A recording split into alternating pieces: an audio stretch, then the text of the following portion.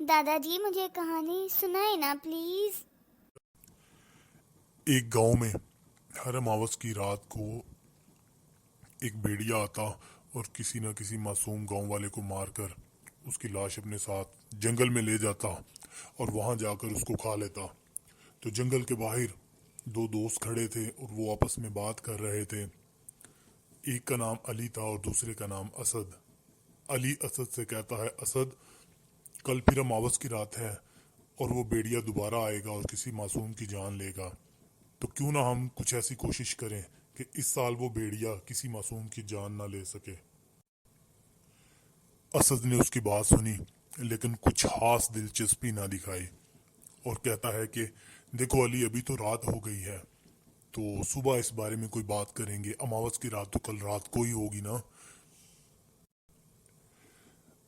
अली और असद दोनों उसके बाद अपने अपने घरों को लौट गए। अगले दिन अली ने सुबह सुबह नाश्ता किया और वो जंगल की तरफ रवाना हो गया। वो सोच रहा था कि मैं अकेला ही भेड़िए को तलाश करूंगा और आज मैं उसके साथ लड़कर उसे मारूंगा और मैं गांव वालों को उसके अजाब से बचाऊंगा। अली भेड़िए की तलाश में जंगल में था। चलते चलते रात हो गई। जैसे ही अंधेरा छा गया, जंगल में मुख्तलिफ जंगली जानवरों की आवाजें आने लगी। वहां पास ही एक बहुत बड़ी चट्टान पड़ी थी। वो चट्टान के पीछे छुप गया। अचानक उसे एक भेड़िए की होनहार भेड़िए की आवाज आई जो कि आहिस्ता आहिस्ता उसके नजदीक आ रही थी। अब अली चट्टान की एक तरफ छुपा हुआ था और भेड़िया चट्टान की दूसरी तरफ खड़ा था। अली ने अपने थैले में से कुल्हाड़ा निकाला और निकाल कर, इससे पहले कि भेड़िया उस पर हमला करता, अली ने छुपकर भेड़िए के पांव के ऊपर कुल्हाड़ा मारा जिससे उसका पंजा आधा कट गया। अली ने वो पंजा अपने थैले में डाल लिया। भेड़िया, अब जिसका एक पांव कट चुका था, वो दर्द से कराहता हुआ अपनी और भी ज्यादा खौफनाक आवाजें निकालता हुआ जंगल की तरफ दौड़ गया। अब रात काफी हो गई थी। अली ने भेड़िए का वो पंजा अपने थैले में डाला और वापस अपने घर की तरफ चला गया। आते ही अली खौफ के साथ पहले ही कांप रहा था और वो माजरा किसी को सुनाए बगैर आकर अपने बिस्तर पर लेट गया। अगले दिन सुबह होते ही नाश्ता किए बगैर अली ने अपना वो पंजे वाला थैला लिया और अपने दोस्त असद की तरफ रवाना हो गया। अली असद के घर पहुंचा और उसने जाके दरवाज़ा खटखटाया।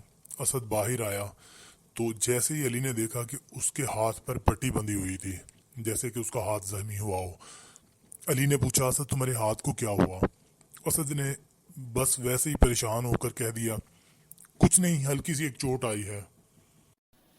दादाजी फिर क्या हुआ? अली जो कि अपने दोस्त असद को वो पंजा दिखाने के लिए गया था, उसने थैले में हाथ डाला।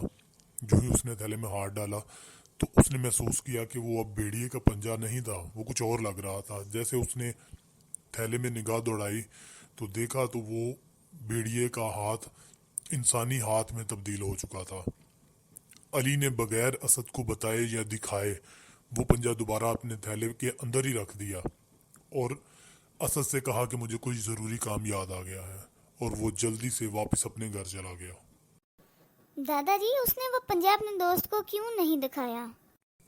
बेटा, अली के थैले में जो पंजा था वो इंसानी हाथ में तब्दील हो चुका था और वहाँ असद के हाथ पे भी चोट लगी हुई थी। इसलिए अली के दिल में वहम पैदा हुआ, कहीं वो भेड़िया इसका दोस्त ही तो नहीं। दादाजी कि ऐसा मुमकिन है कि कोई इंसान भेड़िया बन जाए? हाँ बेटा, पहले वक्तों में ऐसा हुआ करता था। ये बुजुर्गों की कहानियां हैं, यकीनन इनमें कोई सच्चाई होगी। अब वो थैला लेकर अली अपने घर वापस चला गया और अगले साल अमावस की रात का इंतज़ार करने लगा। साल गुजर गया। अगले साल जब अमावस की रात थी, अली वो थैला उठाकर दोबारा अपने दोस्त असद के घर के पास गया।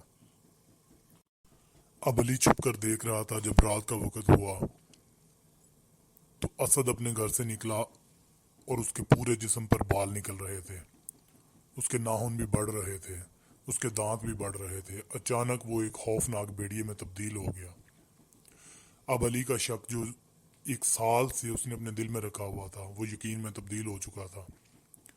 अली ने अपनी बंदूक निकाली اور یکے بعد دیگرے 10 گولیاں اپنے دوست اسد کو ماری، جو کہ ایک بیڑی میں تبدیل ہو چکا تھا۔